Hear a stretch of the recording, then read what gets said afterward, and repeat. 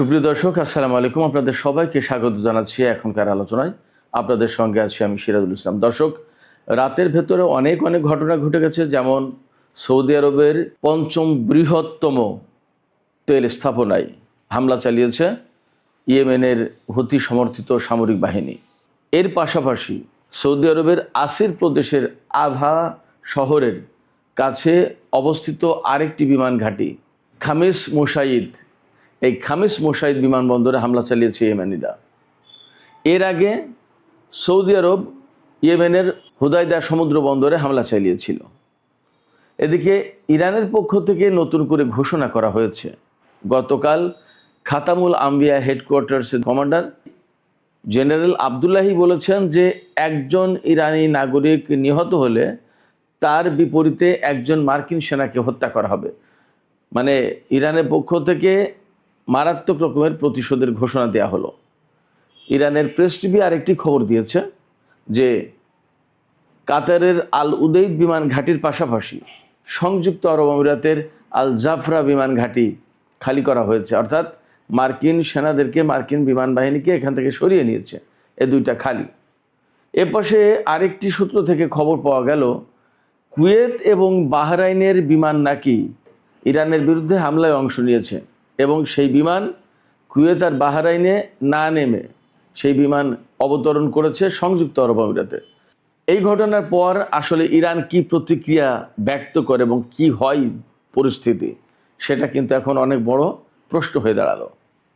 সুপ্রিয় দর্শক, ইরান এবং আমেরিকার মধ্যে যখন এই রকমের একটা চরমতম অচল অবস্থা, হরমুজ প্রণালী কলাপস, বাবাল মান্দেব প্রণালী কলাপস, তখন পাকিস্তান ইরান এবং আমেরিকার প্রতি আহ্বান জানিয়েছে যে ইসলামাবাদ সমঝোতা স্মারক সই হয়েছিল সেইটাতে আবার ফিরে আসার জন্য।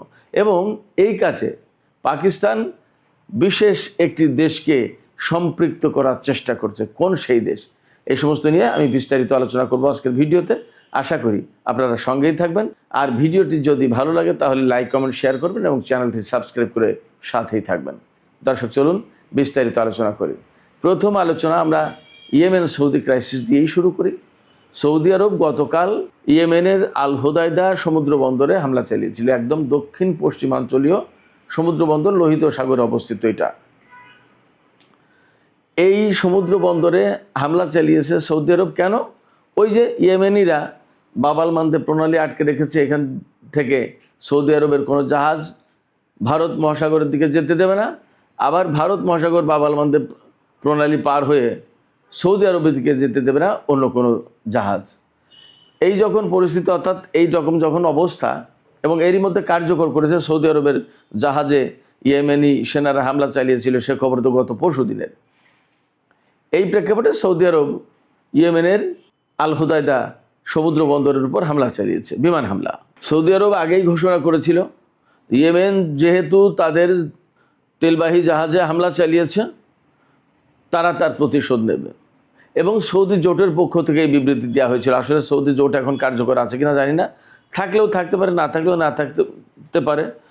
থাকলেই বাকি আর না থাকলে বাকি, পার্থক্য তো কিছু নেই, একই কাজ। তো সৌদি আরব সেই ঘোষণা মোতাবেক গত রাতে আল হুদাইদা সমুদ্র বন্দরে হামলা চালিয়েছে। এই হামলার পর ইয়েমেন পাল্টা প্রতিশোধের ঘোষণা দিয়েছিল এবং তারা আরামকো তেল কোম্পানির জাজান যে স্থাপনা আছে সৌদি আরবের ভিতরে পঞ্চম বৃহত্তম তেল স্থাপনা এটা, সেখানে হামলা চালিয়েছে ব্যালিস্টিক ক্ষেপণাস্ত্র দিয়ে। এবং সেই হামলায় জাজান তেল স্থাপনা মোটামুটিভাবে ভয়ঙ্করভাবে ক্ষতিগ্রস্ত হয়েছে। বলা হচ্ছে, কোনো মাধ্যমে বলা হচ্ছে একদম ডেস্ট্রয়েড হয়ে গেছে, ধ্বংস হয়ে গেছে।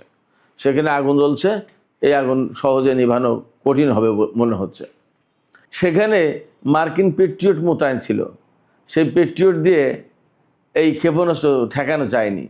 আরেকটা সূত্র থেকে খবর পাওয়া যাচ্ছে গ্রিসের সেনারা যারা সৌদি আরবে মোতায়েন আছে, সৌদি আরবের সাথে একটা চুক্তির আওতায় তারা ক্ষেপণাস্ত্র প্রতিরক্ষা ব্যবস্থা দিয়ে দুটো ক্ষেপণাস্ত্র, হুতিদের ছোড়া সম্ভবত 5টা ক্ষেপণাস্ত্র বা 3টা, দুটো ক্ষেপণাস্ত্র তারা ধ্বংস করতে পেরেছে। আর বাকি একটা হোক আর 3টা হোক ওই স্থাপনায় হামলা চালিয়ে একটা ব্যালিস্টিক ক্ষেপণাস্ত্র বিস্ফোরিত হলে যথেষ্ট একটা তেল স্থাপনা ধ্বংস করে দেওয়া যেন। যেখানে একটা ম্যাচের কাঠি জ্বালালেই সমস্যা, সেখানে একটা ক্ষেপণাস্ত্র, ব্যালিস্টিক ক্ষেপণাস্ত্র পড়েছে, আর কি লাগে। এরপরে ইয়েমেনিরা কিন্তু এখানেই থেমে যায়নি। আসির প্রদেশ ইয়েমেনের কাছাকাছি তুলনামূলক।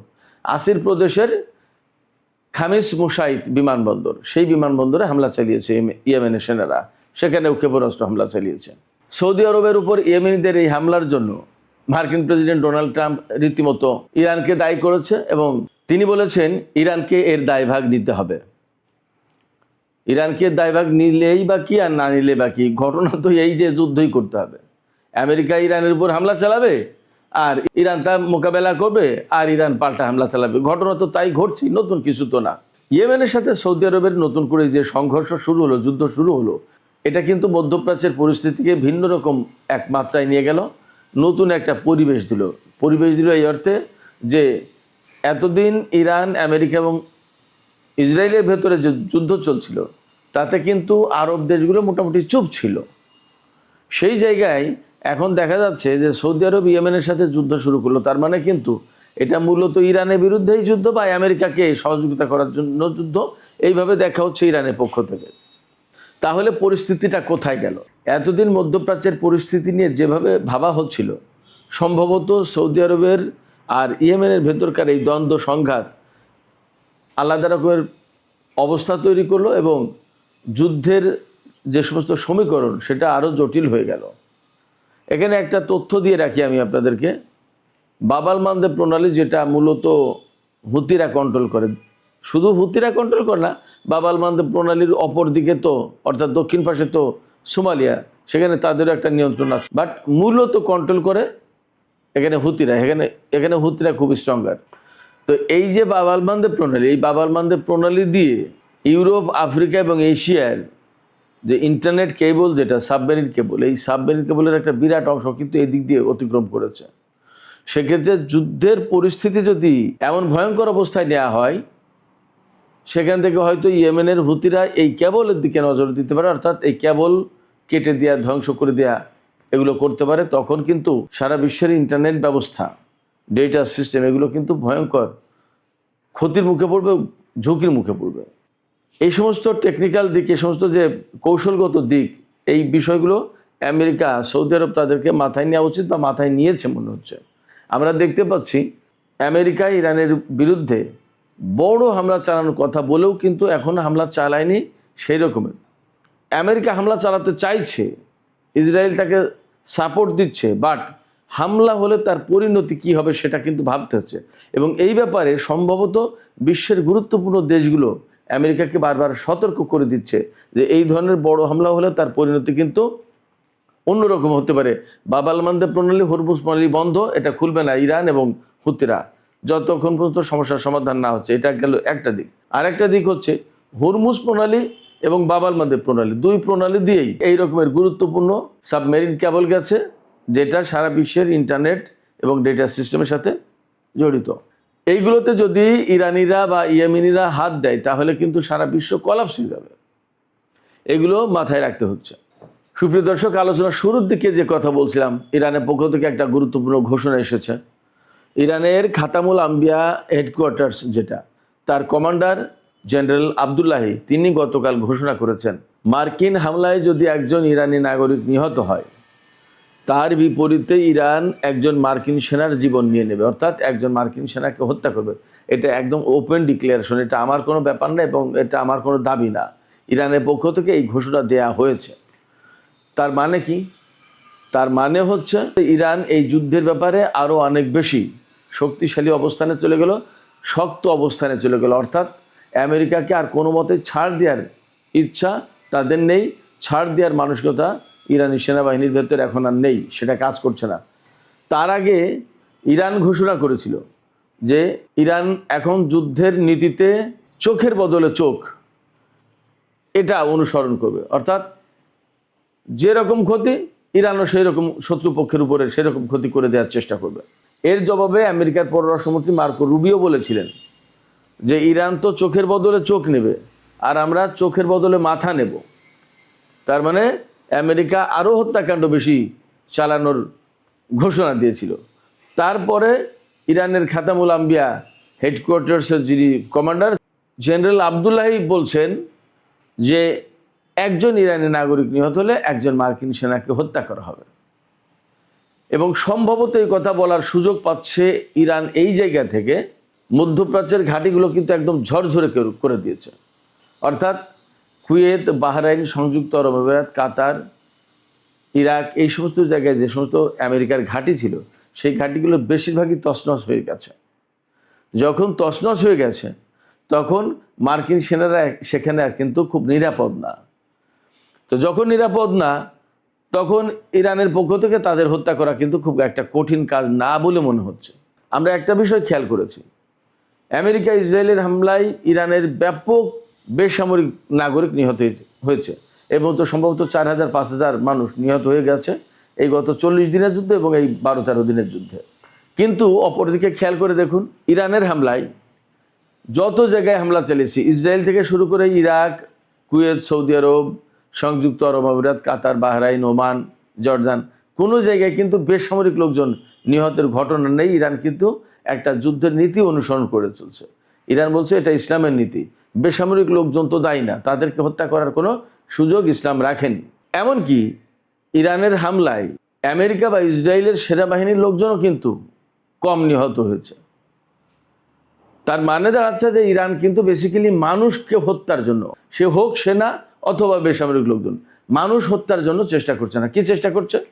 যুদ্ধের কৌশল আমার কাছে যা এতদিন পর্যবেক্ষণে মনে হয়েছে, ইরান চেষ্টা করছে মধ্যপ্রাচ্যে আমেরিকার যত ঘাঁটি আছে সমস্ত ঘাঁটি ধ্বংস করে দেওয়ার জন্য এবং ঘাঁটিতে রাখা ক্ষেপণাস্ত্র প্রতিরক্ষা ব্যবস্থা, বিমান প্রতিরক্ষা ব্যবস্থা, আকাশ প্রতিরক্ষা ব্যবস্থা, radar system, early warning system, electronic warfare system, jamming system, তারপরে আপনার কমান্ড অ্যান্ড কন্ট্রোল সেন্টার, যত যা কিছু আছে, অর্থাৎ সিস্টেম, লজিস্টিক সাপোর্ট এবং তাদের যন্ত্রপাতি, সামরিক সরঞ্জাম, বিমান, আদার যত যা কিছু, এগুলো ধ্বংস করে দেওয়ার চেষ্টা করছে। ক্ষেপণাস্ত্র প্রতিরক্ষা ব্যবস্থা, থার্ড, পেট্রিয়ট, এই সমস্ত। মানুষ হত্যার দিকে কিন্তু তারা নজর দেয়নি, এটা আমার কাছে মনে হয়েছে। তো ইরান এই জায়গা থেকে এখন সরে আসার কথা বলছে, সম্ভবত ওই যে মার্কিন পররাষ্ট্রমন্ত্রী যে ঘোষণা দিয়েছেন যে আমরা চোখের বদলে মাথা নেব, চোখের বদলে চোখ না, চোখের বদলে মাথা নেব। তো যখন চোখের বদলে মাথা নেবে, এটা কিন্তু মারাত্মক ঘোষণা। তার মানে চোখ, ধরুন কোনো একটা মানুষের একটা চোখ হারালো, তখন কিন্তু তার আর একটা চোখ থাকে, দেখতে পারে, এমনকি সে জীবিত থাকতে পারে, বেঁচে থাকে। কিন্তু মাথা নিয়ে নিলে কোনো মানুষের আর বেঁচে থাকার কোনো উপায় নেই, সে কিন্তু ডেড, মরে যাবে। তো ইরান ঘোষণা দিয়েছে চোখের বদলে চোখ, অর্থাৎ যতটুকু ক্ষতি করবে আমরাও ততটুকু ক্ষতি করব।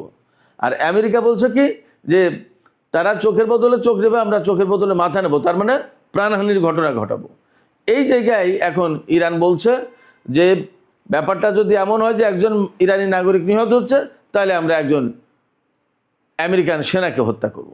অর্থাৎ দুই পক্ষ কিন্তু একেবারে মুখোমুখি অবস্থানে দাঁড়িয়ে গেল মানুষ হতাহতের ব্যাপারে। এবং আমি আগেই বলেছি যে ইরান সম্ভবত এই ঘোষণা দেওয়ার সুযোগ পাচ্ছে মধ্যপ্রাচ্যে মার্কিন ঘাঁটিগুলো একদম নাজুক অবস্থায় পড়েছে। এই কারণে এই জায়গা থেকে নতুন একটা খবর হচ্ছে, আমি গত 2 দিন আগে বলেছিলাম যে কাতারের আল উদেইদ বিমান ঘাঁটি থেকে বিমান সেনাদেরকে সব সরিয়ে নিয়েছে। নতুন খবর হচ্ছে শুধু আল উদেইদ বিমান ঘাঁটি না, আল জাফরা বিমান ঘাঁটি, অর্থাৎ যে সংযুক্ত আরব আমিরাতের মার্কিন সবচেয়ে বড় ঘাঁটি, এই আল জাফরা বিমান ঘাঁটি, সেখান থেকেও বিমান এবং সামরিক বাহিনীর লোকজনকে সরিয়ে নেওয়া হয়েছে। দুটো কারণ হতে পারে। একটা কারণ হচ্ছে যে এই সমস্ত জায়গায় সেনা, বিমান, এই সমস্ত রাখলে আর ইরানের উপর যদি আমেরিকা যে বৃহৎ হামলা চালানোর পরিকল্পনা করছে, মধ্যপ্রাচ্যে 100 রিফুয়েলিং ট্যাঙ্কার বিমান রেখেছে ইরানের উপর ভয়াবহ হামলা চালাবে বলে, যদি সেই হামলা চালায় তাহলে ইরানও পাল্টা হামলা চালাবে এবং এই সমস্ত বিমান ঘাঁটি একেবারে তছনছ করে দেবে, ধ্বংস করে দেবে। আমার দৃষ্টিতে এখনও ইরান নিয়ন্ত্রিত যুদ্ধ করছে, অল্প অল্প অল্প করে। কিন্তু আমেরিকা যখন একদম চূড়ান্ত যুদ্ধ শুরু করবে, ওই রকম ভয়াবহ হামলা চালাবে, তখন ইরানও কিন্তু একইভাবে হামলা চালাবে। তাহলে এখানে প্রচুর সংখ্যক বিমান এবং সেনা নিহত, হতাহত হওয়ার সম্ভাবনা, আশঙ্কা আছে। সেই জায়গা থেকে এদেরকে সরিয়ে নিচ্ছে, এটা একটা কারণ হতে পারে। আর একটা কারণ হতে পারে যে ইরানের হামলার মুখে আসলে এই ঘাঁটিগুলো আর তো আস্ত থাকছে না। সেক্ষেত্রে সমস্ত বিমান, সেনা এগুলো সব মারাত্মক নিরাপত্তাহীনতার মধ্যে পড়েছে। অতএব ধীরে ধীরে ধীরে ধীরে এদেরকে সরিয়ে নেওয়াই ভালো। এখানে আমি একটা কনক্লুশন টানতে চাই এইভাবে, যে আমেরিকা যে কারণেই সরিয়ে নিক না কেন, মধ্যপ্রাচ্যের যে পরিস্থিতি তৈরি হয়েছে তাতে কখনো মধ্যপ্রাচ্যের দেশগুলোর কাছে আমেরিকা আর এই অবস্থা তৈরি করতে পারবে না যে আমেরিকার নিরাপত্তা ব্যবস্থার উপরে ভরসা করা যায়। এবং যদি মধ্যপ্রাচ্যের এই সমস্ত ঘাঁটি আমেরিকাকে ছেড়ে চলে যেতে হয়, তাহলে এই সমস্ত ঘাঁটিতে আমেরিকা আর সহজে ফিরে আসতে পারবে কিনা সেটা নিয়ে সন্দেহ আছে। এরই মধ্যে আমি কিন্তু বলেছি, বিভিন্ন সামাজিক মাধ্যমে এই ফুটেজ ছড়িয়ে পড়েছে। বাহরাইন, সংযুক্ত আরব আমিরাত, সৌদি আরব, বিভিন্ন জায়গায় সাধারণ লোকজন বিক্ষোভ করছে আমেরিকার ঘাঁটি থাকার ব্যাপারে। তো সামগ্রিক প্রেক্ষাপটে যুদ্ধের চূড়ান্ত একটা অবস্থায় মনে হয় পৌঁছে গেছে। প্রস্তুতি দুই পক্ষেরই আছে। এবং এর প্রেক্ষাপটে আমি আর একটা ভিডিও দেখলাম যেখানে বলা হচ্ছে মাটির নিচেই, ইরানে মাটি তো আসলে এরকম আমাদের মতো নরম মাটি না, সব পাথুরে মাটি, পাহাড়, তো পুরো দেশটাই পাহাড়ের উপরে। খুব কমই সাধারণ মাটি, চাষবাসের মাটি আছে, খুব কম। তো সেই মাটির নিচেই 600 মিটার গভীরে, 600 ফুট না, 600 মিটার গভীরে ইরানের গোপন বিমান ঘাঁটি আছে, যেখানে বিমান রাখা আছে ইরানের সমস্ত যুদ্ধ বিমান। সেই যুদ্ধ বিমানগুলো এখন প্রস্তুত অবস্থায় দেখা যাচ্ছে, সেখানে প্র্যাকটিস চলছে। যে কোনো সময় ইরান হামলায় ব্যবহার করবে এই সমস্ত বিমান। দুটো ভিডিও দেখলাম আমি। একটা ভিডিও হচ্ছে এই গোপন ঘাঁটিতে বিমানের প্র্যাকটিস, বিমান আসছে যাচ্ছে এরকম। আর একটা ভিডিও ফুটেজ দেখলাম যে ইরানের ফ্যান্টম বিমান দিয়ে পারস্য উপসাগরের এলাকায় টহল দেওয়া হচ্ছে। তার মানে কি, পারস্য উপসাগরীয় এলাকায় যদি ইরানের বিমান টহল দেয় তাহলে তো তার বিরুদ্ধে আমেরিকার ক্ষেপণাস্ত্র ছুড়ে ব্যবস্থা নেওয়ার কথা, কিন্তু তা হচ্ছে না। তাহলে কি আমেরিকার সামরিক বাহিনী এখানে আসলে অনেক বেশি দুর্বল অবস্থায় পৌঁছে দিচ্ছে কি? এবং আমি অনেকদিন আগের থেকে একটা কথা বলে আসছিলাম যে ইরানের বিমান বাহিনী কার্যকর ব্যবস্থা নেবে অ্যাক্টিভ হবে যুদ্ধের একটা শেষ পর্যায়ে গিয়ে, যখন আমেরিকার এই অঞ্চলে বিমান প্রতিরক্ষা ব্যবস্থা ভেঙে পড়বে, তখন হয়তো ইরান বিমান ব্যবহার করবে এবং বাকি কাজ সম্পন্ন করবে। অর্থাৎ ক্ষেপণাস্ত্র এবং ড্রোন মেরে এই অঞ্চলের মার্কিন ঘাঁটিগুলো যতটা ক্ষতিগ্রস্ত করে দিয়েছে, তারপরেও কিছু কিছু থেকে যাবে। সেই কিছু কিছু থেকে যাওয়াটা শেষ করে দেবে ইরান বিমান হামলা চালিয়ে। পরিস্থিতি কি সেই দিকে সেখানে গিয়ে পৌঁছালো কিনা জানি না, আসলে পরিস্থিতি কোথায় গেছে। তবে আলামতগুলো কিন্তু দুই পক্ষের চূড়ান্ত প্রস্তুতির কথাই বলছে। এপাশে আর একটা ছোট্ট খবর দিয়ে আমি শেষ করি। সামাজিক যোগাযোগ মাধ্যম এক্সের একটা পোস্টে দেখলাম, নির্ভরযোগ্য পোস্ট, বাট আমি একদম নিশ্চিত বলছি না, কিন্তু খবরটা এরকম যে 2-3 দিন আগে ইরানের বিরুদ্ধে হামলা চালিয়েছে মার্কিন বাহিনী। সেই হামলার সাথে বাহরাইন এবং কুয়েতের যুদ্ধ বিমান অংশ নিয়েছে। বাহরাইন এবং কুয়েতের এই বিমানগুলো পরবর্তীতে সংযুক্ত আরব আমিরাতের একটা বিমান ঘাঁটিতে অবতরণ করেছে। বাহরাইন এবং কুয়েতে নামেনি। বাহরাইন কুয়েতে নামেনি কেন এটা পরিষ্কার না। হতে পারে যে তারা হয়তো ভয় পাচ্ছিল যে ইরান পাল্টা হামলা চালাবে যে কোনো মুহূর্তেই। এখানে নতুন একটা ডাইমেনশন আমি বলি, কুয়েত এবং বাহরাইন যদি ইরানের বিরুদ্ধে হামলায় অংশ নেয় তাহলে এমন সম্ভাবনা বা এমন আশঙ্কা থেকে যাচ্ছে যে ইরান এই দুটো রাষ্ট্রের বিরুদ্ধে এবার ব্যবস্থা নিতে পারে। এতদিন কিন্তু মার্কিন ঘাঁটিগুলোর উপরে হামলা চালিয়েছে ইরান, এবার এখন সরাসরি কুয়েত দেশ হিসেবে কুয়েতের এবং বাহরাইনের বিরুদ্ধে হামলা চালাতে পারে ইরান, এমন আশঙ্কা থেকে যাচ্ছে। হয়তো বা এখানে ইরান যাচাই বাছাই করে দেখার চেষ্টা করছে যে কী ঘটেছে। যদি বাহরাইন এবং কুয়েত ইরানের বিরুদ্ধে সরাসরি বিমান হামলায় অংশ নেয় তাহলে হয়তো দেশ হিসেবে কুয়েত এবং বাহরাইন ইরানের হামলার মুখে পড়তে যাচ্ছে। জানি না কি হচ্ছে কি হবে, তবে আগামী 2-4 দিনের ভেতরে মনে হয় পরিস্থিতি অনেক কিছু পরিষ্কার হবে।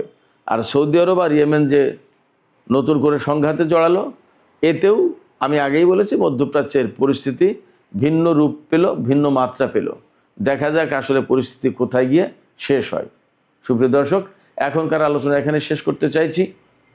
আলোচনা শেষের আগে আমি আপনাদের কাছে জিজ্ঞেস করতে চাই, আপনাদের মতামত জানার চেষ্টা করছি যে এই যে সৌদি আরব এবং ইয়েমেন নতুন করে যুদ্ধ সংঘাতে জড়ালো, এটা কতটা মধ্যপ্রাচ্যের মুসলিম দেশগুলোর স্বার্থে হলো, নাকি এটা বেসিক্যালি আমেরিকা ইসরায়েলের স্বার্থ সংরক্ষণ করবে?